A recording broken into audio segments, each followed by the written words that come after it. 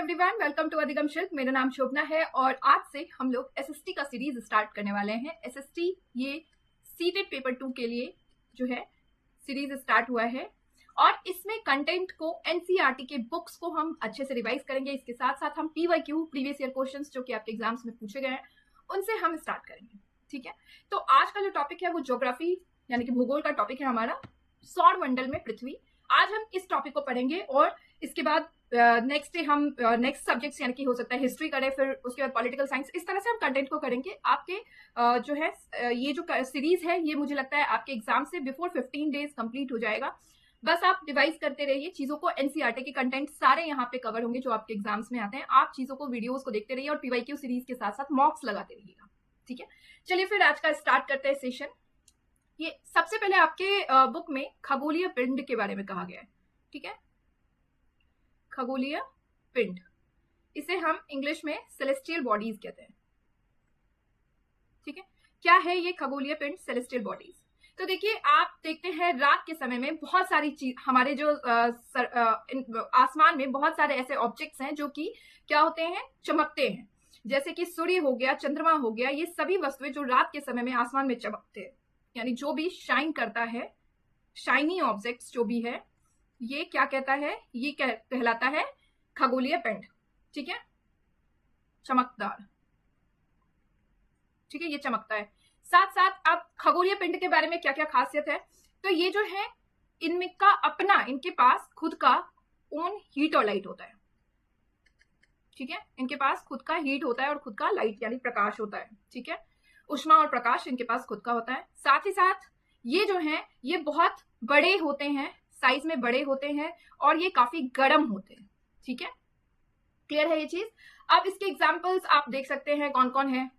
हमारा सन यानी कि सूर्य हो है, इसके अलावा हमने देखा मून है हमारा।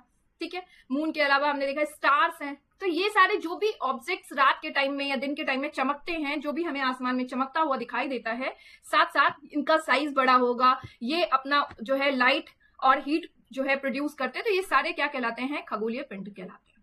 ठीक है, क्लियर है ये चीज? अब हमारा जो सूर्य है वो एक तरह का तारा है। ठीक है, क्यों?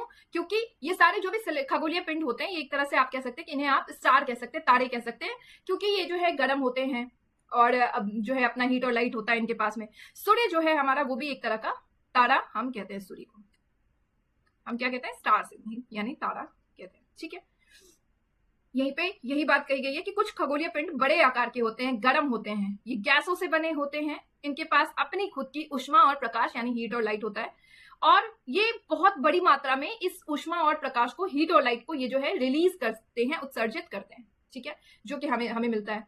खगोलीय पिंड जो होते हैं हमसे बहुत दूर होते हैं और आपने अभी भी जाना कि खगोलीय पिंड को हम तारा कहते हैं और सूर्य भी एक तरह का तारा है, एक तारा है। ठीक है, क्लियर है ये चीज खगोलीय पिंड के बारे में? हमने ऑलरेडी काफी कुछ डिस्कस कर लिया है। चलिए अब नेक्स्ट के बारे में बात करते हैं। अब देखिए, ये जो तारे होते हैं ना, ये क्या करते हैं कि ये अपना एक पैटर्न बनाते हैं, अपना एक पैटर्न बनाते हैं और डिजाइन यानी कि बनाते हैं। ठीक है, ये जो तारे जो होते हैं ये जो अपना डिजाइन बनाते हैं, ये डिजाइन इनका कहलाता है नक्षत्र मंडल। ठीक है, नक्षत्र मंडल, जिन्हें हम कॉन्स्टेलेशन इंग्लिश में कहते हैं। ठीक है, अब ये जो है अपने अपने तरीके से डिजाइन बनाते हैं, उस डिजाइन को हम नाम दे रखा है, हमने उस पैटर्न को हमने नाम दे रखा है। जैसे कि हमारा हो गया अर्सा मेजर, बिग बियर, ये एक नक्षत्र मंडल है और बहुत आसानी से पहचान में आने वाला जो नक्षत्र मंडल है वो है सप्तऋषि। ठीक है, सप्तऋषि यानी कि 7 ऋषि, 7 तारों का समूह है ये। ठीक है, इसे बहुत आसानी से आप जो है सप्तऋषि को पहचान सकते हैं। ठीक है, इजिली रिकॉग्नाइजेबल है, आप इजीली इसको जो है रिकॉग्नाइज कर सकते हैं, पहचान सकते हैं। ठीक है, अब इसके अलावा जो है हमारा एक ओरियन है जो कि शिकारी कहते हैं इसे, क्योंकि वो शिकार करने के डिजाइन में बना है, इसलिए इसे शिकारी कहते हैं हम। और टोटल अगर आप देखेंगे नक्षत्र मंडल, तो हमारे सराउंडिंग में टोटल 88 जो है हमें नक्षत्र मंडल यानी कि कॉन्स्टेलेशन हमको दिखाई देता है। ठीक है, अब एक है हमारा पोल स्टार। ठीक है, पोल स्टार को हम हिंदी में कहते हैं ध्रुव तारा। ठीक है, ध्रुव तारा यानी पोल स्टार। पोल स्टार की खासियत क्या है कि जो पोल स्टार है ना, ये हमेशा एक ही स्थान पे रहता है, ये अपनी जगह को चेंज नहीं करता है, अपना पोजीशन ये जो है वो बदलता नहीं है पोल स्टार। क्लियर है? एक पोजीशन पे रहता है, फिक्स्ड पोजीशन है यानी कि इसका। ठीक है, आप इसको कैसे पहचानेंगे? तो सप्तऋषि की सहायता से आप जो है ध्रुव तारे को पहचान सकते हैं। देखिए कैसे, यहाँ पे आपको दिखा हुआ है, ये है इमेज में आपका है ये वाला सप्तऋषि। देखिए 7 तारों का समूह, 1 2 3 4 5 6 7। ठीक है, सप्तऋषि की मदद से आप कैसे पहचानेंगे? तो देखिए 1 सेकंड,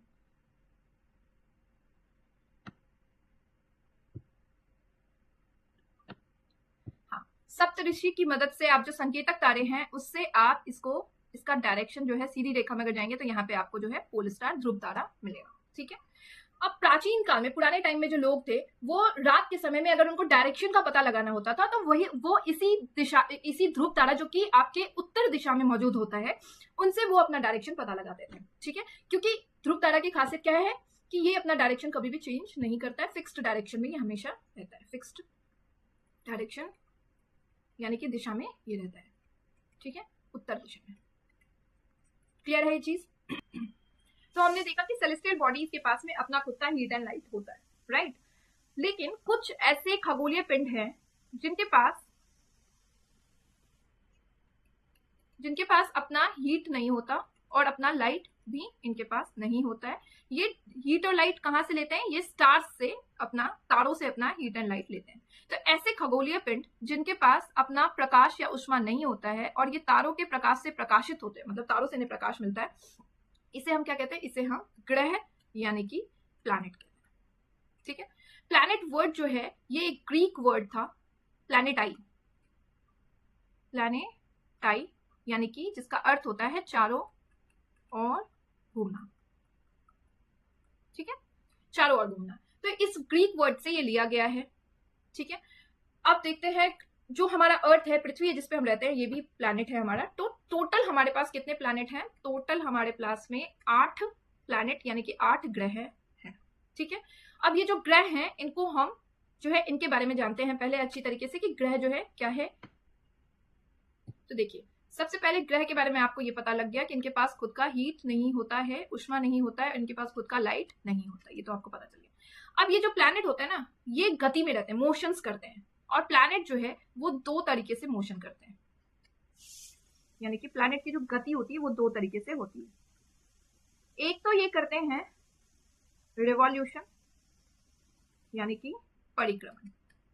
ठीक है, और एक है हमारा रोटेशन यानी कि घूर्णन। ठीक है, चलिए आइए जानते हैं रिवॉल्यूशन के बारे में। सबसे पहले हम जानते हैं रिवॉल्यूशन क्या है। तो रिवॉल्यूशन है हमारा जब ग्रह सूर्य के चारों ओर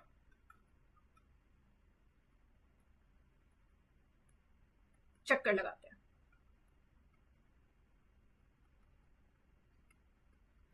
अब ये जो सूर्य के चारों ओर चक्कर लगाते हैं ना, ये इनका सूर्य के चारों ओर चक्कर लगाने का जो पथ है, रास्ता है, ये फिक्स्ड है, निश्चित पथ है।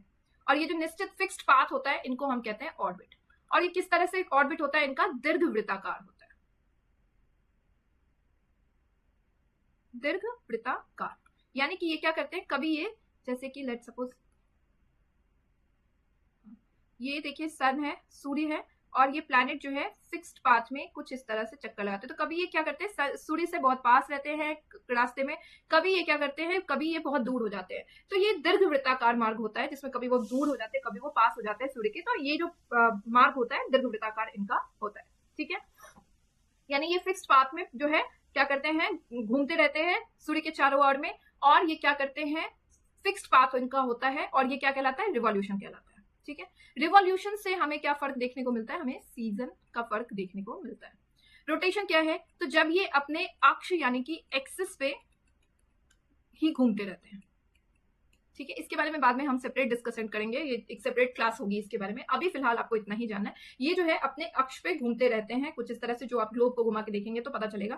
तो ये जो जब अपने अक्ष पे घूमते रहते हैं तो ये कहलाता है घूर्णन यानी कि रोटेशन। और इससे हमें क्या फर्क देखने को मिलता है, इनसे हमें डे और नाइट का फर्क देखने को मिलता है। ठीक है, यानी कि अर्थ प्लैनेट्स जो हैं वो किस तरह से मोशन करते हैं, दो तरीके से इनका मोशन होता है।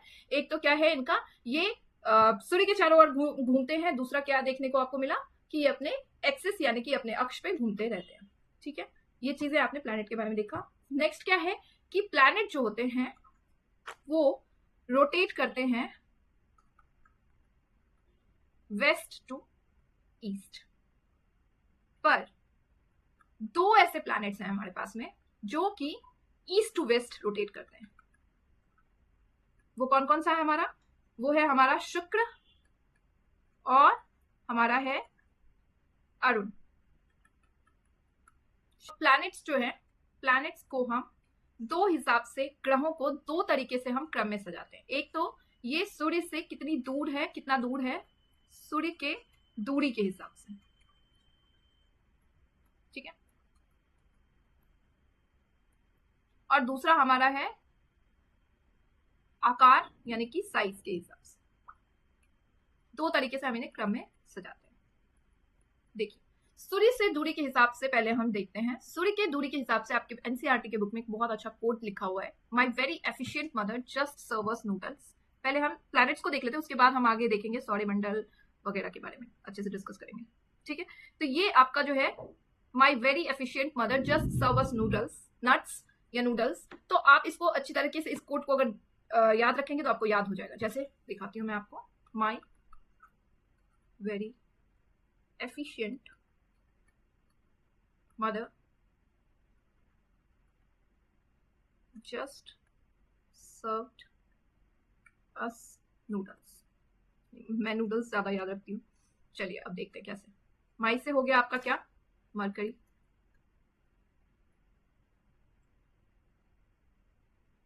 वी से आपका क्या हो गया, मरकरी का हिंदी क्या हो गया, बुध। वी से आपका क्या हो गया, वीनस। वीनस यानी कि शुक्र। ठीक है, ई से हो गया अर्थ यानी हमारा प्यारा पृथ्वी, जहां पे हम रह रहे हैं। ठीक है, एम से हो गया मार्स यानी कि मंगल। ठीक है, जे से हो गया जुपिटर यानी कि बृहस्पति। यू से हो गया, एस से हो गया सॉरी, सैटर्न यानी कि शनि। यू से हो गया यूरेनस यानी कि अरुण।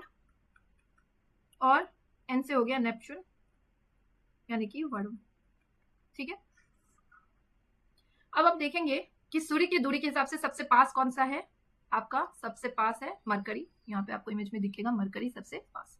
ठीक है, इसके बाद जो है सबसे दूर कौन सा है आपका, नेपच्यून यानी कि वरुण सबसे दूर है। इमेजेस में आप देख सकते हैं, यहाँ पे नेपच्यून हो गया जो कि सबसे दूर है। ठीक है, यानी कि जाहिर सी बात है कि जो सबसे पास होगा वो क्या होगा, जो सबसे पास होगा वो सबसे ज्यादा गर्म होगा। ठीक है, और जो सबसे दूर होगा वो सबसे क्या होगा, ठंडा होगा। यानी कि कोल्ड होगा। ठीक है, पृथ्वी का आपने देखा कितने नंबर पे है, थर्ड नंबर पे। सूर्य से दूरी के हिसाब से थर्ड नंबर पे पृथ्वी आता है। ठीक है, चलिए अब इसमें कुछ है कि सूर्य के दूरी के हिसाब से कुछ प्लैनेट्स हमारे हैं जो कि हम जिन्हें इनर प्लैनेट्स यानी कि आंतरिक प्लैनेट्स कहते हैं। वो कौन कौन से हैं आपके, मरकरी हो गया, 1 सेकेंड कलर चेंज करें, मरकरी हो गया, वीनस हो गया, अर्थ हो गया, और हमारा क्या हो गया, अर्थ के बाद हमारा मार्स हो गया। 4 ऐसे प्लैनेट्स आपने देखा जो कि क्या है, हमारे इनर प्लैनेट्स कहलाते हैं, आंतरिक प्लैनेट। ठीक है, ये कौन से हैं, आंतरिक ग्रह कहलाते हैं। इनको हम चट्टानी यानी कि टेरेस्ट्रियल प्लैनेट्स भी कहते हैं, क्योंकि ये किससे बना हुआ है, ये चट्टानों से बना हुआ है। और बाकी जो ये प्लैनेट हमारे जुपिटर हो गया, सैटर्न हो गया, यूरेनस हो गया, नेपच्यून हो गया, ये क्या कहलाते हैं, ये आउटर प्लैनेट कहलाते हैं। ठीक है, बाह्य ग्रह कहलाते हैं। ये आउटर प्लैनेट जो है ये किन चीजों से बना हुआ है, ये गैसेस से और लिक्विड से बना हुआ है। ठीक है, तो आपको ध्यान देना है कि सबसे ज्यादा इनर प्लैनेट्स कौन कौन से हैं, मरकरी हो गया, वीनस हो गया, अर्थ हो गया, मार्स हो गया, बुध, शुक्र, पृथ्वी, मंगल, ये आपके आंतरिक ग्रह कहलाते हैं। फिर बृहस्पति, शनि, अरुण और वरुण आपका क्या कहलाता है, ये आपका बाह्य ग्रह कहलाता है, जो कि किससे बना हुआ है, लिक्विड्स और गैसेस से बना हुआ है। ठीक है, ये आपको क्लियर है ये चीज। चलिए अब ये तो आपने देखा कि इनके कितने पास है, कितने दूर हैं। सूर्य से। अब साइज के आकार के हिसाब से इनका क्रम लगाते हैं।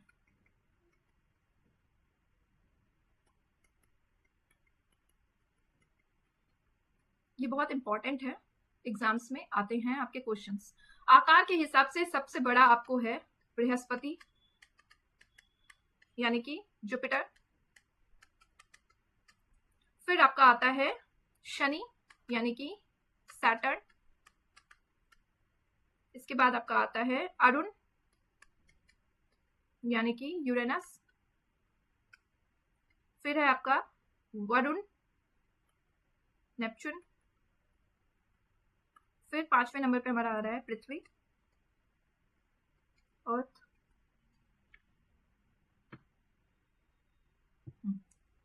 फिर 6ठे नंबर पे हमारा कौन सा है शुक्र यानी कि वीनस, फिर है 7वें नंबर पे मंगल यानी कि मार्स, और फिर है हमारा मरकरी यानी कि बुध। ठीक है, ये आपका हो गया, यानी सबसे बड़ा आपका क्या है बृहस्पति है, और सबसे छोटा आपका क्या है, सबसे छोटा आपका है बुध। ठीक है, ये सबसे ज्यादा पूछा जाता है।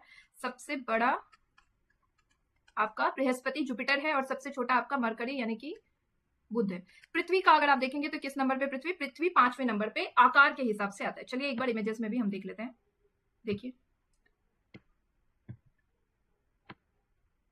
इमेजेस में आपको देखने को मिल रहा है कि सबसे बड़ा आपको क्या दिख रहा है, सबसे बड़ा आपको दिख रहा है बृहस्पति यानी कि जुपिटर। उसके बाद आपको शनि देखने को मिल रहा है, शनि, ये रहा आपका शनि, शनि यानी कि सैटर्न। उसके बाद आप देखेंगे तो अरुण आपको देखने को मिलेगा। ठीक है, यूरेनस, एक सेकेंड, ये देखने को मिला। इसके बाद आपको नेपच्यून देखने को मिलता है। ठीक है, फिर आप देखेंगे तो अरुण के बाद नेपच्यून, फिर आपको देखने को मिला है पृथ्वी, फिर आपको शुक्र हो गया, शुक्र हो गया, फिर मंगल हो गया, और सबसे छोटा आपको देखने को कौन सा मिल रहा है, आपको सबसे छोटा देखने को मिल रहा है मरकरी। ठीक है, तो ये आपके क्वेश्चंस में आपको पूछा जाता है, तो इनको देखने की थोड़ी सी जरूरत है। चलिए फिर वन बाय वन हम प्लैनेट्स के बारे में देख लें। मरकरी यानी कि बुध का हमने अभी अभी देखा, बुध के बारे में कि बुध जो है सबसे पास है सूर्य के हिसाब से, सबसे पास हमने देखा इसको। और बुध के बारे में हमने क्या देखा, सबसे छोटा है आकार के हिसाब से। ठीक है, सबसे छोटा है ये आकार के हिसाब से, और सूर्य के हिसाब से सबसे पास है सूर्य के। ठीक है, यानी कि कह सकते हैं कि सबसे गर्म भी होगा ये बुध। ठीक है, अब इसको घूर्णन यानी कि रोटेशन करने में कितना समय लगता है, तो बुध को रोटेशन करने में 59 आवर्स लगते हैं। ठीक है, परिक्रमण यानी कि रिवॉल्यूशन करने में इनको जो है कितना समय लगता है, इनको 88 जो है डेज लगते हैं। सबसे कम समय में परिक्रमण करने वाला कौन सा है, सबसे कम समय में जो है ये परिक्रमण करता है। ठीक है, तो आपको इन चीजों को ध्यान देना है बुध के बारे में कि बुध जो है सबसे पास है, और सबसे पास इसलिए सूर्य के सबसे पास इसलिए वो सबसे ज्यादा गर्म है। सबसे छोटा प्लैनेट है ये, सबसे गर्म तो है ही, रोटेशन करने में इसको 59 आवर्स लगते हैं, और रिवॉल्यूशन यानी परिक्रमण करने में सबसे कम समय लगता है, 88 डेज के आसपास इसे लगता है। ठीक है, चलिए नेक्स्ट अब हम देखें शुक्र के बारे में। ठीक है, जो एग्जाम्स में आते हैं हम सिर्फ वही पॉइंट्स को डिस्कस करने वाले हैं यहाँ पे, वीनस। ठीक है, शुक्र जो है ये भी एक गर्म ग्रह है। अब इसको जो है ये अर्थ का अर्थ ट्विन सिस्टर कहा जाता है, जुड़वा बहन है। क्यों, क्योंकि ये अर्थ के जैसे ही इनका आकार है बिल्कुल। ठीक है, मॉर्निंग और इवनिंग स्टार, भोर एवं सांझ तारा इसे कहा जाता है। ठीक है, मॉर्निंग एंड इवनिंग स्टार्स इसे कहा जाता है। अब इसको रोटेशन करने में, घूर्णन करने में कितना समय लगता है, 243 डेज लगता है, सॉरी आवर्स लगता है सबसे ज्यादा। ठीक है, और रिवॉल्यूशन में इनको कितना टाइम लगता है, इसको रिवॉल्यूशन में इसे लगता है 255। ठीक है, तो सबसे ज्यादा समय घूर्णन करने में किसे समय लगता है, शुक्र को। ये आपको याद रखना है, भोर और सांझ का तारा इसे कहते हैं, ये भी आपको साथ ही साथ याद रखना है। अब है हमारा प्यारा पृथ्वी, पृथ्वी अर्थ यानी कि पृथ्वी। पृथ्वी की अगर हम बात करें तो हमने देखा कि सूर्य से दूरी के क्रम में ये तीसरे पे था, और आकार के क्रम में ये 5वें पे है। ठीक है, पृथ्वी की कई सारी खासियत है। एक तो ये जॉइंट शेप का है, यानी कि भूभाग, ठीक है, जॉइंट शेप का है। अब इसको आपने देखा ही है कि इसको जो है रिवॉल्यूशन करने में कितना टाइम लगता है। रिवॉल्यूशन करने में 365 days plus 5 hours plus 48 minute plus 48 seconds लगते हैं। रोटेशन करने में आपको पता है 23 आवर्स 56 मिनट्स लगते हैं, ठीक है। अब पृथ्वी जो है वो अपने एक्सिस यानी कि अक्ष पे 23.5 डिग्री जो है वो झुकी हुई है, और ऑर्बिट पे इनका झुकाव कितना है, 66.5 डिग्री इनका ऑर्बिट पे झुकाव है। ये चीजें आपको देखनी। बाकी पृथ्वी के बारे में कई सारी अच्छी चीजें हैं कि लाइफ सपोर्टिंग यहाँ पे सारे एनवायरमेंट है, वाटर है, ऑक्सीजन है, ना ज्यादा ठंडा है ना ज्यादा गर्म है, तो सारी चीजें यहाँ पे है। यहाँ पे जो है ग्रेविटेशनल फोर्स यहाँ पे है, जिसकी वजह से जो है चीजें हो पाती है, जो कि बाकी जगह पे आपको ग्रेविटी या तो कम है या तो ज्यादा है। अभी आप इसके बारे में भी देखेंगे, ठीक है। तो ये चीजें हैं, सबसे ग्रहों का सबसे अच्छा जो है पृथ्वी है, क्योंकि यहाँ पे सारे लाइफ सपोर्टिंग एनवायरमेंट, जीवन जीने की लाइफ जितने भी एनवायरमेंट की हमें जरूरत होती है वो सारे यहाँ पे अवेलेबल हैं। नेक्स्ट जो है वो है मंगल यानी कि मार्स। देखिए मंगल ग्रह जो है ना, मंगल ग्रह को हम लाल ग्रह कहते हैं। क्यों? क्योंकि इसमें आयरन ऑक्साइड यहाँ पे ज्यादा पाया जाता है, जिसकी वजह से इसका कलर जो है वो लाल रंग का हो जाता है। मंगल ग्रह को रोटेशन करने में, रोटेशन यानी कि घूर्णन करने में ऑलमोस्ट पृथ्वी के जितना समय लगता है, 24 आवर लगता है, ठीक है। और परिक्रमण करने में इसे समय लगता है 683 के आसपास में डेज, ठीक है। ये हो गया। इससे ज्यादा मंगल ग्रह के बारे में आपको पूछा नहीं जाएगा। मेन देखिए, मेन तो यही पूछता है कि कौन से ग्रह को रोटेशन करने में सबसे ज्यादा समय लगता है, किसको परिक्रमण करने में सबसे ज्यादा कम, इसके बारे में सबसे ज्यादा आपसे क्वेश्चन जो है पूछा जाता है। अब नेक्स्ट है हमारा बृहस्पति,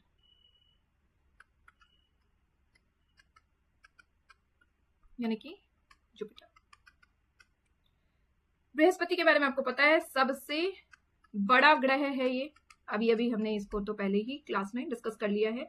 इसको रोटेशन करने में कितना समय लगता है, 9 आवर 56 मिनट लगता है। इसलिए कह सकते हैं कि सबसे कम घूर्णन में इसे सबसे कम समय लगता है बृहस्पति को।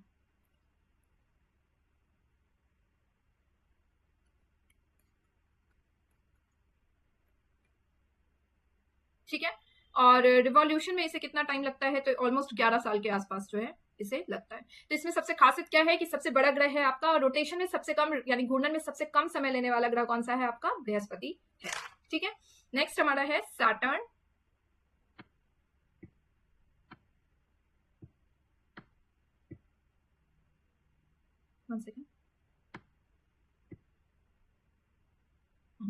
नेक्स्ट है हमारा सैटर्न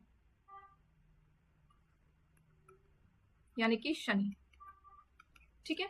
शनि जो होता है इनमें आपने देखा कि छल्ले यानी कि इनमें रिंग्स पाए जाते हैं, सबसे ज्यादा रिंग्स शनि में पाया जाता है,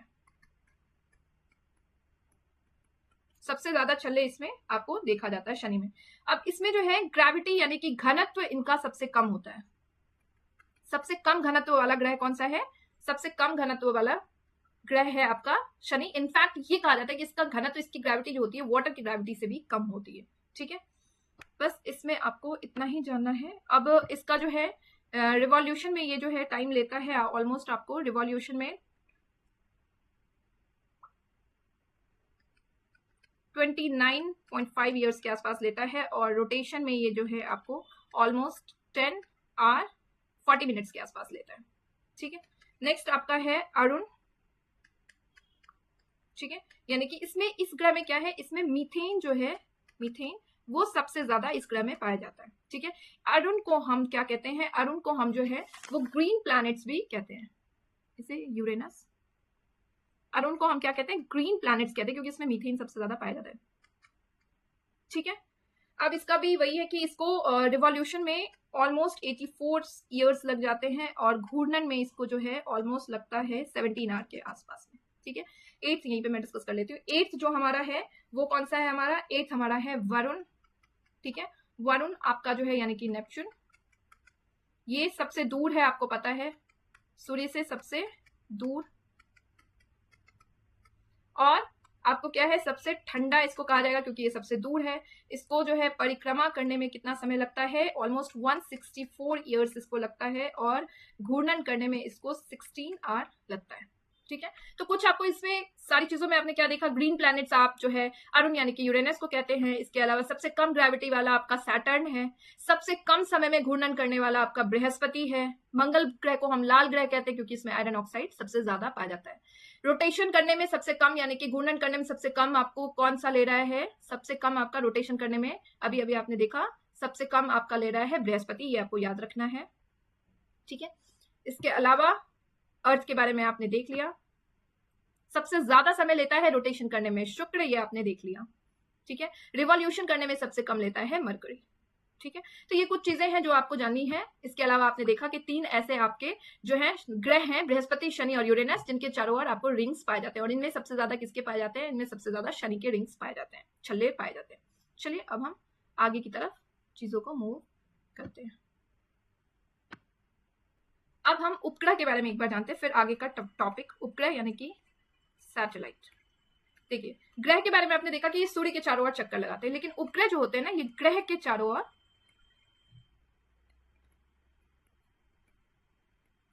चक्कर लगाते हैं। ठीक है, जैसे कि हमारा हो गया मून। अब हमारे जो ग्रह होते हैं ना, उनके पास अपने सैटेलाइट होते हैं। तो सबसे ज्यादा जो है उपग्रह किसके पास में पाया जाता है, सैटर्न के पास में सबसे ज्यादा पाया जाता है उपग्रह। ठीक है, और सबसे कम जो है आपको मरकरी और वीनस के पास में सबसे कम पाया जाता है। क्लियर है ये चीज कि सबसे ज्यादा उपग्रह किसके पास में पाया गया, आपका जो है सबसे ज्यादा उपग्रह आपका पाया गया है सैटर्न यानी कि शनि के पास में। ठीक है, और सबसे कम किसके पास में, बुध के पास में और शुक्र के पास में जो है पाया जाता है, मतलब इनके पास में नहीं पाया जाता है, आप ये समझ लीजिए। ठीक है, तो ये एक उपग्रह के बारे में। अब चलिए, अब हम ग्रह के बारे में हमने अच्छे से जान लिया, जो भी आपके एग्जाम्स में आते हैं हमने उस चीज को डिस्कस कर लिया है। अब सौर मंडल के बारे में जानते हैं। तो देखिए, सौर मंडल जो होता है ना, वो हमारे लिए एक परिवार है। सौर मंडल हमारा एक परिवार है। ठीक है, अब इस परिवार में कुछ ऐसे सदस्य हैं जो साथ रहते हैं। कौन कौन है, सूर्य हो गया, 8 ग्रह जिनके बारे में हमने देख लिया, उपग्रह सैटेलाइट जिसके बारे में अभी अभी हमने थोड़ा बहुत पढ़ लिया, कुछ और खगोलीय पिंड जैसे कि आपका हो गया क्षुद्र ग्रह हो गया और उल्का पिंड हो गया। ठीक है, क्षुद्र ग्रह क्या कहलाता है, इसको हम इंग्लिश में एस्ट्रॉइड्स बोलते हैं। ठीक है, और उल्का पिंड को हम हिंदी में कहते हैं मेट्रॉइड्स, सॉरी इंग्लिश में मेट्रॉइड्स बोलते हैं। ठीक है, तो कह रहे हैं कि सौर मंडल जो होता है ना, वो एक परिवार है जिसमें कुछ सदस्य एक साथ में रहते हैं। कौन कौन है, सूर्य हो गया, हमारे 8 ग्रह हो गए, उपग्रह हो गए, कुछ खगोलीय पिंड जैसे कि आपका एस्ट्रॉइड्स यानी कि क्षुद्र ग्रह हो गया और उल्का पिंड, ये सब मिलकर के सौर मंडल को बनाते हैं। सोलर सिस्टम जो है, इन सब के मिलने से सोलर सिस्टम का फॉर्मेशन होता है। ठीक है, इसे हम सौर परिवार का नाम देते हैं, जिसका मुखिया यानी कि मेन सेंटर जो है इस सौर मंडल का, इस सोलर सिस्टम जो हमारा है, इस सोलर सिस्टम का जो सेंटर है यानी कि मुखिया है, कौन है, मुखिया हमारा है सूर्य। अब देखिए, हमारा जो घर होता है उसमें एक सदस्य होते हैं, मुखिया होते हैं। ठीक है, तो इसी तरह सोलर सिस्टम जो एक परिवार है, हम इस परिवार का जो सेंटर है, मुखिया है, वो कौन है, सूर्य है। ठीक है, ग्रह के बारे में हमने अच्छी तरीके से डिस्कस कर ही लिया है, तो अब हमें करने की जरूरत नहीं है। ठीक है, अब ग्रह के बाद हमें एक चीज पता लगाना है। अब इसमें यही कह रहा है, सोलर में 8 एक निश्चित, ये हमने कर लिया है, ऑर्बिट यानी कक्षा बनाने वाला, ये सब हमने अच्छी तरीके से डिस्कस कर लिया है। अब प्लूटो जो है ना, प्लूटो को भी हम एक ग्रह मानते थे, पर हमारा जो है IUI इंटरनेशनल जो खगोलीय संगठन था, उस बैठक के बाद 2006 में जो है ऐसा माना गया कि अब जो है प्लूटो को ग्रह का नाम नहीं दिया जाएगा, इसे क्या हुआ, ड्वार्फ प्लैनेट का नाम दिया गया, यानी कि बौना ग्रह। क्यों, क्योंकि ये क्या कर रहा था कि ये जो है अपना ऑर्बिट्स बनाते बनाते ये किसी और के जो है ऑर्बिट में चला जाता था, इसलिए इसको जो है हमने ड्वार्फ प्लैनेट का नाम देना हटा दिया। ठीक है, प्लूटो के बारे में बस आपको इतना जानना है। ठीक है, चलिए नेक्स्ट हम सौर मंडल के बारे में हमने देख लिया अच्छी तरीके से। पृथ्वी का हमने पढ़ लिया है कि पृथ्वी जो है, हमारा पृथ्वी आकार सूर्य की दूरी के हिसाब से 3रे स्थान पे है और आकार के हिसाब से 5वें स्थान पे है। भूभाग यानी ज्वाइड शेप इसका कहा जाता है, यानी कि ज्वाइड शेप का मतलब होता है अर्थ के का स्ट्रक्चर। ठीक है, सारी तरह की लाइफ साइकिल यहाँ पे जो है अवेलेबल है। अधिक गर्म भी नहीं है, ना तो ज्यादा ठंडा है ना तो ज्यादा गर्म है। ठीक है, पानी यहाँ पे अवेलेबल है, एयर यहाँ पे अवेलेबल है। ठीक है, ऑक्सीजन यहाँ पे अवेलेबल है। तो सबसे अद्भुत यूनिक जो प्लैनेट है हमारा वो क्या कहलाता है, वो पृथ्वी कहलाता है। और ये किस कलर में दिखाई देता है, ये हमें नीले रंग में दिखाई देता है, क्योंकि अर्थ का 2-3 पार्ट जो होता है ना, वो किससे भरा हुआ है, वो पानी से भरा है। ठीक है, इसलिए इसे ये ब्लू प्लैनेट यानी कि नीला ग्रह इसे कहते हैं।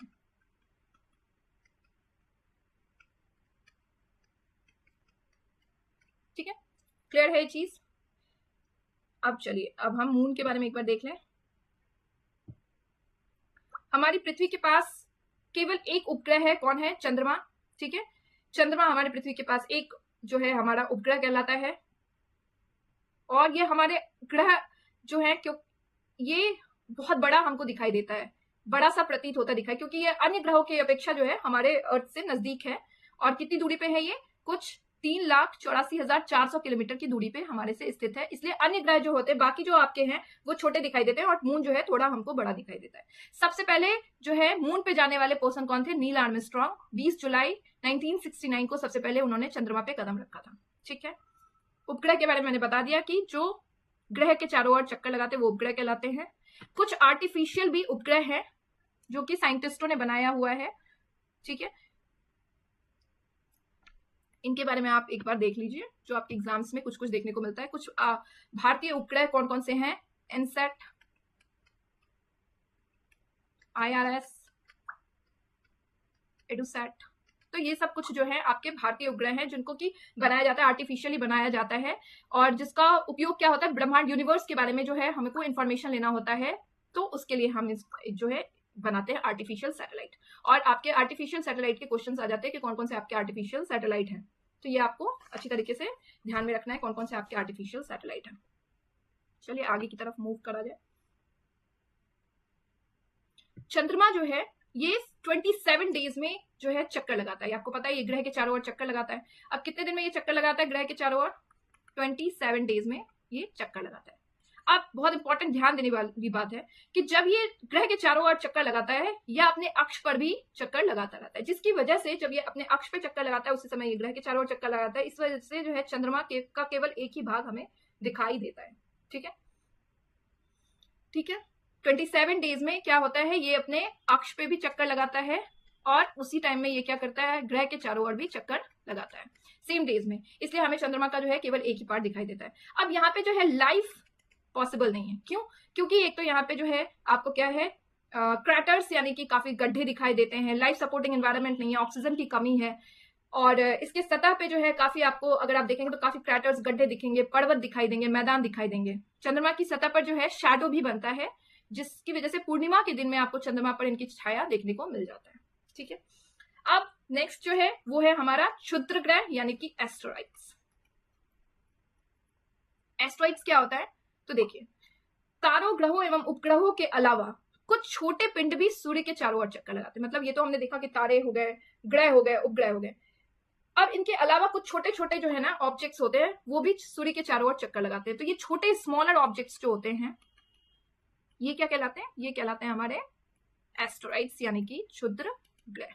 ठीक है, अब ये कहाँ लगाते हैं, तो ज्यादातर इन्हें ये मंगल, मार्स और जुपिटर की कक्षाओं के बीच में देखे जाते हैं। ध्यान देने वाली बात है, एस्टेरॉइड्स आपको जुपिटर और मार्स के बीच में जो है आपको इसको चक्कर लगाते हुए आप इन्हें देख पाएंगे। ठीक है, अब साइंटिस्ट का कहना है कि ये भी ग्रह के ही भाग है, ग्रह का पार्ट है, जो कि बहुत पहले विस्फोट के बाद जब कोई एक्सप्लोरेशन हुआ था उसके टाइम पे क्या हुआ कि ग्रह जो है प्लैनेट से टूट करके ये एस्टेरॉइड्स अलग हो गए। आपको सबसे ज्यादा इसमें क्या याद रखना है कि ये छोटे छोटे पिंड होते हैं जो कि किसके चारों ओर लगाते हैं चक्कर, सूर्य के चारों ओर, और ये किसकी ऑर्बिट्स में आपको देखने को मिलेगा, तो ये आपको मार्स और जुपिटर के ऑर्बिट्स में आपको देखने को मिल जाता है।